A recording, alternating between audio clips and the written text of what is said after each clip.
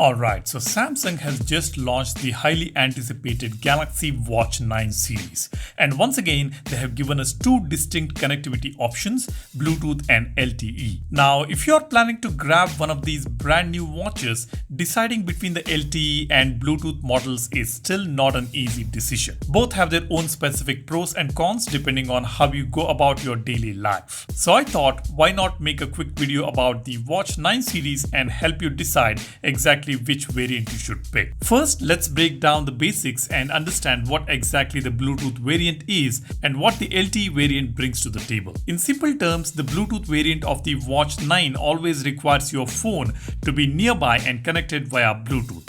You need this connection to receive notifications, make calls, and sync your health-centric data with the Samsung Health application. So basically, if your phone goes beyond that typical 10 to 15 meter Bluetooth range, the watch disconnects.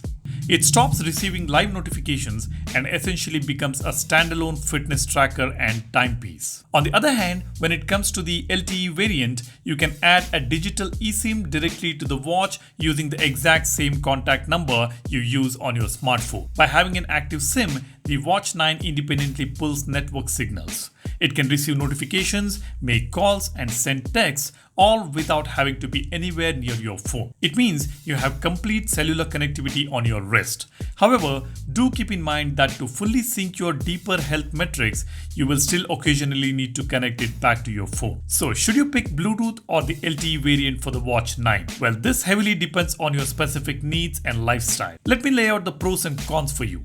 If you are someone who likes to leave your phone at home and go out for a morning run, cycling, trekking, or just a walk, then the LTE variant is going to be incredibly useful. You can step out completely phone-free, but still make calls and receive important texts. For short period outdoors, the watch literally acts as your phone. But remember, we can't really use a smartphone as a mainstream cellular device all day long. Typing long text messages on a tiny screen isn't the most comfortable experience, so you will eventually get back to your phone for the heavy lifting. Now, the biggest disadvantage of going with LTE is the reduced battery performance. Yes, the LTE-enabled Watch 9 will consume more battery, especially when you are on the move. As you travel, the watch constantly switches towers and fetches network signals, which drains the juice much faster than a standard Bluetooth connection. You will likely see a few hours less battery life on the LTE model. Of course, you can manually turn off the LTE feature when you have your phone with you to save battery. But at the end of the day, having an active cellular connection naturally requires more power. Now, coming to the Bluetooth variant, the battery performance is noticeably better. If you're someone who never leave your house without carrying your phone, then you honestly just need the Bluetooth model.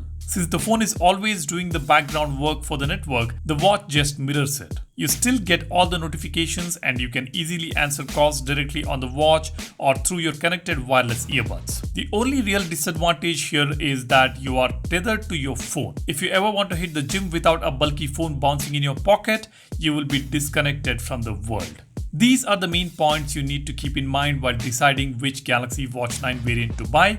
If you ask me, I have always leaned towards the Bluetooth variants because I literally carry my phone everywhere I go. I mainly use my Galaxy Watch to check text and call notifications at a glance without having to unlock my phone, which is super handy for me. But with the Watch 9, I know a lot of you might want that absolute freedom of leaving your phone behind. Now you guys let me know which variant you currently own or which Watch 9 model you are planning to buy. Is the LTE freedom worth the slight battery drop for you? Share your thoughts in the comment section below, as that would really help the community. And while you do that, if you want to become a part of the Apex community to know your phone, your Galaxy Watch and tech better, then go ahead, hit that subscribe button. Also give this video a like if you find this video informative. Thanks for watching. My name is Salian signing off. Cheers. Bye-bye.